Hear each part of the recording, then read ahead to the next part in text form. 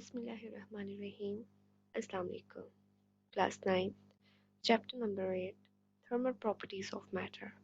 And the topic we'll discuss today is evaporation of liquids. Before moving towards the topic, a few questions for you people.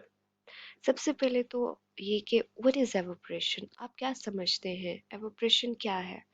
फिर क्या ये जो evaporation का process है सिर्फ hot liquids में होता है या सिर्फ कोल्ड लिक्विड्स में होता है या फिर दोनों में होता है? अगर हॉट में होता है कोल्ड में होता है या दोनों में होता है, सबका आपने प्रोसेस बताना है। अगर हो रहा है तो कैसे हो रहा है। So moving forward, evaporation of liquid हमारे पास सिंपली एक प्रोसेस है जिसमें हम लिक्विड को गैस में कन्वर्ट कर रहे होते हैं। लिक्विड जब गैस में कन्वर्ट हो गया वी कॉल्ड इट एवापोरेशन। अब एवापोरेशन हमारे पास लिक्विड कोल्ड हो या फिर वो वार्म हो, दोनों में इक्वली होता है। Evaporation can happen in cold और वार्म लिक्विड।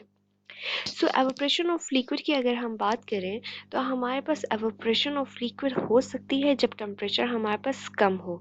मीन्स दैट कि evaporation can happen at a low temperature. अब लो टेम्परेचर में हमारे पास वो क्या कहता है कि जब हमारे पास नॉर्मल एयर प्रेशर पे और नॉर्मल रूम टेम्परेचर पे हमारे पास एवोप्रेशन का प्रोसेस हो सकता है। कहता है एवोप्रेशन का ये जो प्रोसेस है ये डिपेंड करता है किसी भी इंडिविजुअल मॉलिक्यूल पे, कि पूरे के पूरे सिस्टम पर डिपेंड नहीं करता कि पूरा सिस्टम हीट अप होगा तो तब जाके एवोप्रेशन होगी। नो, हमारे पास कोई एक एटम भी एक मॉलिक्यूल भी हीट अप हो जाता है, काइनेटिक एनर्जी गेन कर लेता है, तो वो अपनी एनर्जी को यूटिलाइज करते हुए लिक्विड से गैस में कन्वर्ट हो जाता है, वो एवोपरेट हो जाता है।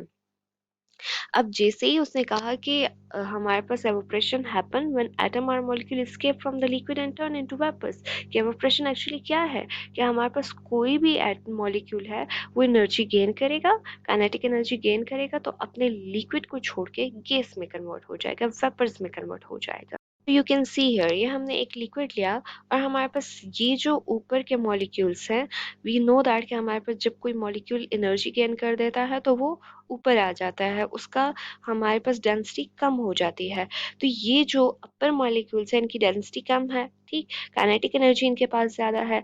अब क्या है कि हमारे पास जब इनकी काइनेटिक एनर्जी ज़्यादा है तो इनकी बॉन्डिंग वीक होगी। अब जैसे ही बॉन्डिंग वीक होगी तो उसके बाद क्या होगा कि ये लिक्विड में जो स्ट्रॉन्ग बॉन्डिंग होती है वो छोड़ देंगे and they will convert into the vapour, ये वेपर में चेंज हो जाएंगे, एवोपरेट हो जाएंगे।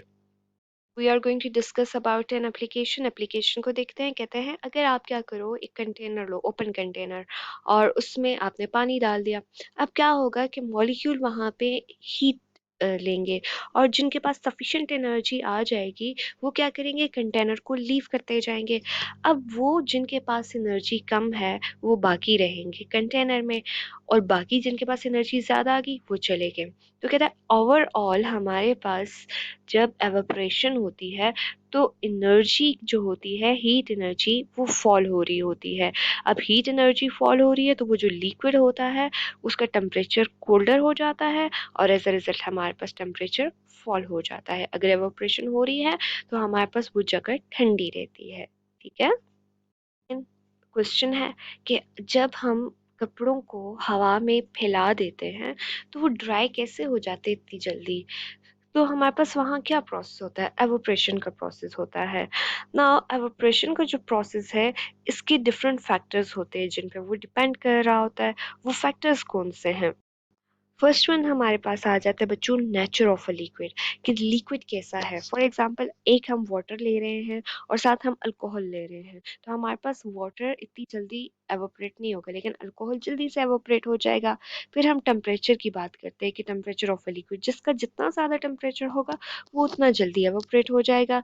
फिर हमारे पास टेम्परेचर ऑफ सराउंडिंग, देखिए इसके सराउंडिंग में अगर हमारे पास हॉट एयर ब्लो कर रही होगी तो ये जल्दी से ड्राई हो जाएगा ना, जल्दी एवोपरेशन हो जाएगी। सो हमारे पास temperature of surrounding is another factor.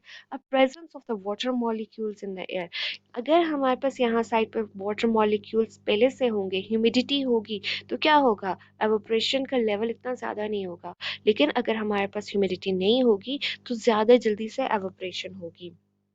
फिर हमारे पास है area of expose surface of a liquid, कि हमने जैसे अगर हम इसे फैला के डाल रहे होते हैं, कपड़ों को फैला के डालते हैं तो वो जल्दी सूख जाते हैं, ऐसा ही होता है ना। लेकिन अगर हम कंजस्टेड डाल रहे होते हैं तो उनका एरिया कम हो जाता है, एज अ रिजल्ट हमारे पास वो टाइम लेते हैं एवोपोरेशन के लिए। So it also depends upon the area, किस पे डिपेंड करता है, एरिया पे डिपेंड करता है। नाउ द नेक्स्ट वन हम बात करते हैं मूवमेंट ऑफ एयर, कि अगर हमारे पास यहाँ पे तेज हवाएं चल रही होंगी ना तो हमारे पास जल्दी से ये क्या हो जाएंगे, सूख जाएंगे। लेकिन अगर हमारे पास एयर ब्लो नहीं कर रही, हवा नहीं चलती है, तो तब ये सूखते नहीं है इतनी जल्दी।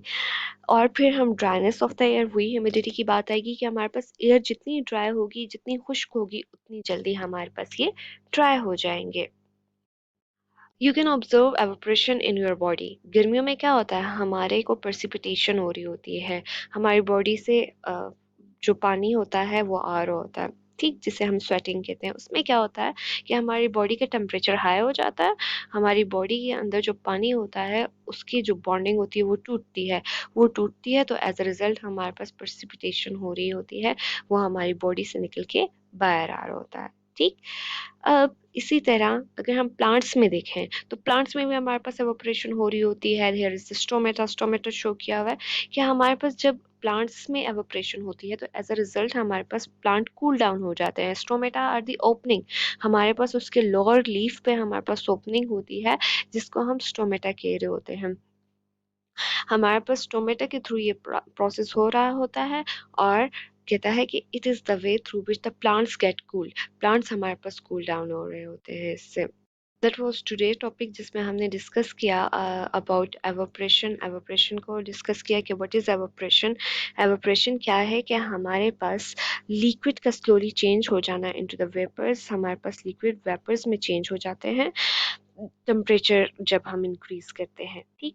फिर हमने उसके डिफरेंट फैक्टर्स को डिस्कस किया, फिर हमने ये कहा कि जब भी हमारे पास एवोपरेशन होती है तो उसकी वजह से हमारे पास कूलिंग इफेक्ट आता है, ठीक। That was all about the evaporation, hope so it is clear. Take care of yourself and people around you. अल्लाह हाफिज।